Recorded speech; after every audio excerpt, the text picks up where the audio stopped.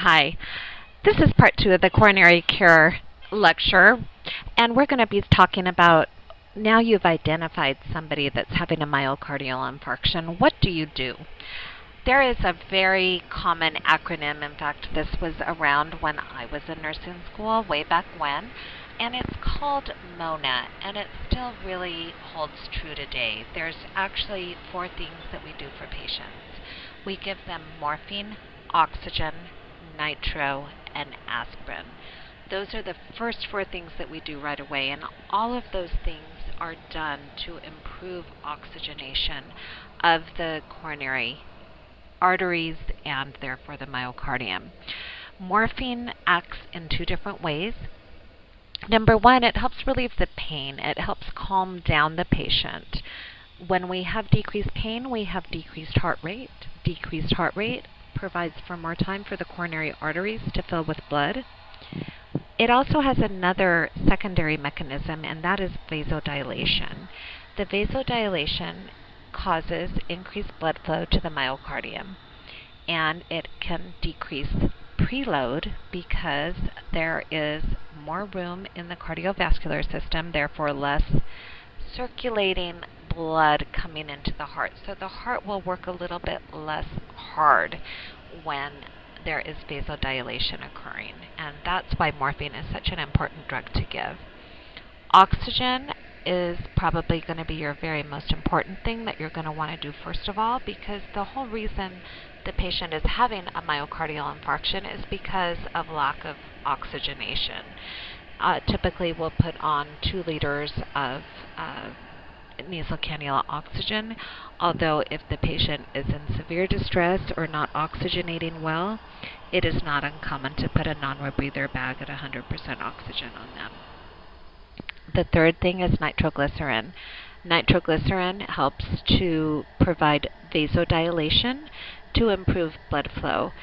And this medication can be given in multiple forms. The only way it is not given is orally. So we can give it under the tongue as a spray or a pill. We can give it intravenously as well. We do not give that one orally. Nitro, a big side effect of that is headache, and you could probably figure out the second side effect. If it causes vasodilation, we're going to have hypotension, because there's more room in the cardiovascular system, and therefore the blood pressure can decrease. So we always want to be monitoring very closely for the patient's vital signs when they're getting nitro, and we do want to take care of that headache. Often the doctor will prescribe some Tylenol, and the morphine will also help with that headache that they tend to get from the nitro. Aspirin is the 4th drug in the MONA acronym that you need to remember, and that one is often given as a chewable because we want to improve absorption by chewing it and providing for that antiplatelet activity. This is going to decrease the aggregation of platelets and the size of the thrombus that's quickly forming in the coronary arteries. So we want to get that on board very quick. We'll find a lot of our educated patients will have already taken their aspirin before they come into the ER.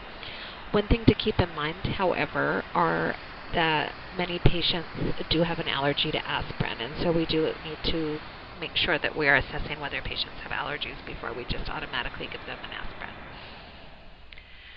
Okay, so we've done those 4 things.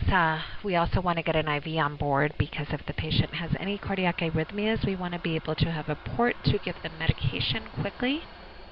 Position them in the upright position. This provides for better ventilation and oxygenation. Continuous ECG monitoring, and we'll put on the cardio leads, the telemetry leads on the patient, and be constantly watching their rhythm because they're at very, very high risk of having a lethal arrhythmia. And generally this occurs as a ventricular tachycardia or ventricular fibrillation.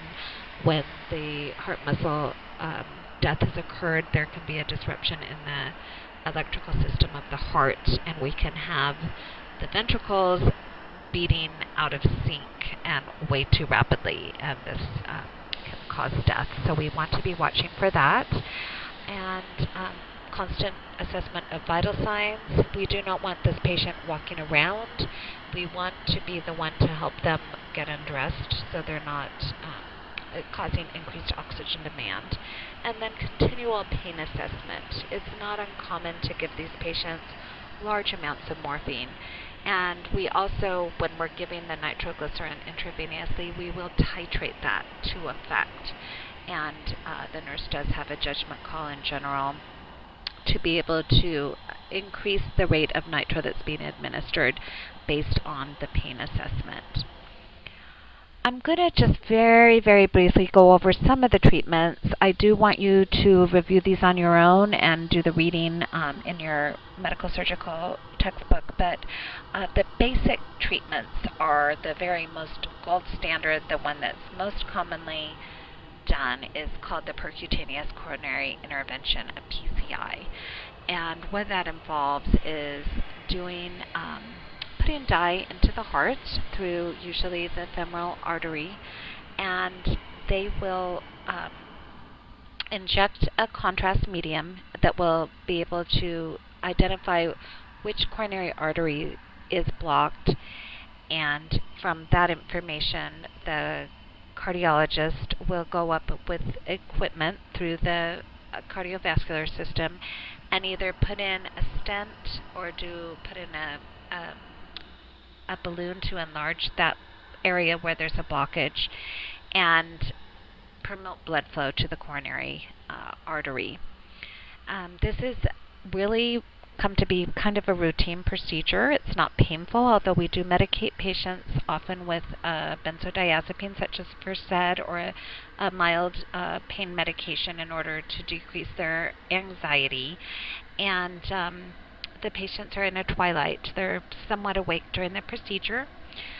This is a very fast-paced area of the hospital to work. The main things you need to watch for are dysrhythmias.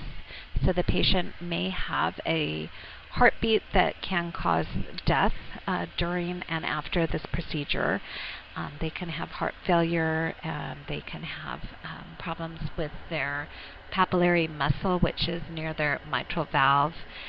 They can have ventricular aneurysm, pericarditis following the PCI. The other main thing to remember is what I have in bullet number 2 is that the catheter insertion site following the PCI needs very, very close attention and monitoring. The bleeding can occur and the patient can actually hemorrhage or have a lot of bleeding within the tissue in the groin area following a PCI. So typically there's a plug put in and pressure on that site. Patients are advised to stay on bed rest for several hours following the procedure.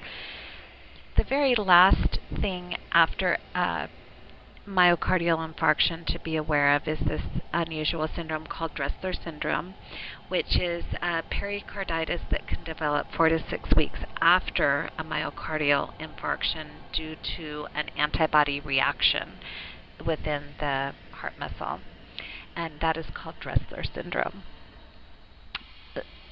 Another main intervention is a coronary artery bypass graft surgery, and that is abbreviated CABG. I've had a few patients in my clinical time that have said, "What is a CABG?" And it is just an acronym for the coronary artery bypass graft surgery. And they'll often say CABG times 3, CABG times 4, and that just refers to the number of coronary arteries that are being bypassed with grafts from the patient's legs, typically. And following the surgery, it is a very big surgery. Hemodynamic monitoring in the ICU is required. The patient usually stays 5 to 7 days. They receive chest tubes. You'll need to watch their cardiac rhythm just as you would in the PCI. They'll often be on a ventilator for a few days. They need endotracheal tube care and monitoring. They do put some pacer wires in case they need to artificially pace the heart following the surgery. We'll be looking at urine output. They'll have an NG tube in, and we'll monitor for all the usual complications after surgery, especially infection, stroke, and, as I said before, the cardiac dysrhythmias. There's a few newer and alternative procedures. There's something called a MIDCAB, which is a minimally invasive direct coronary artery bypass, which is similar to a laparoscopic procedure, where they'll just make a few incisions in the chest wall and go in and fix the problem that way. When a patient is too unstable to go on a bypass pump, the artificial heart pump during surgery that has to happen during a CABG, they can be on something called an off-pump coronary artery bypass. And then we also have robot-assisted and transmyocardial laser revascularization. I just want you to be aware of those newer procedures. They're definitely not super common, at least in the hospitals that I do clinical at in Clark County, but you may see them in some bigger medical centers throughout your career. So I just want you to be aware of them, and they're probably rising in popularity. The next treatment is a TNK, which is also known as a clot buster. This is our medication that actually disintegrates the clot formation, the thrombus that is formed. And what you want to do when you're giving this medication is the main issue for nursing, which is the underlying one, is you want to observe for bleeding. By disintegrating the coronary clot that's occurred, you're also disintegrating other areas that we might want clotted off in the body. So we can have some severe bleeding and hemorrhaging that can occur in other spots. Especially we want to observe for altered mental status in case there is bleeding in the brain. And they do the TNK when they're unable to do a PCI. The PCI is the gold standard, but if for some reason the patient can't get to a cardiac cath lab right away, you will see this clot buster used. This is also the drug that's used in acute stroke. And you can read some of the contraindications to this medication.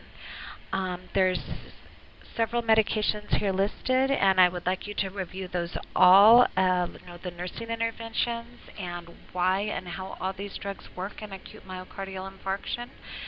And last, there is a lot of teaching. They've actually surveyed patients and found that the two most important things that patients want to hear from their nurse are signs and symptoms of angina and myocardial infarction. So when you're discharging them home, they're definitely at risk of having another one. A lot of times these stents and the revascularization and the coronary artery bypass grafts can become occluded again. So the fact that they've had one doesn't cure them. They may come in with a second one. So we want to just reemphasize the signs and symptoms of cardiac pain and when to seek help. The other thing is to advise them of the importance of gradual resumption of activity, and a lot of that is going to be self-limiting. We want them to slowly build up their stamina when they go home.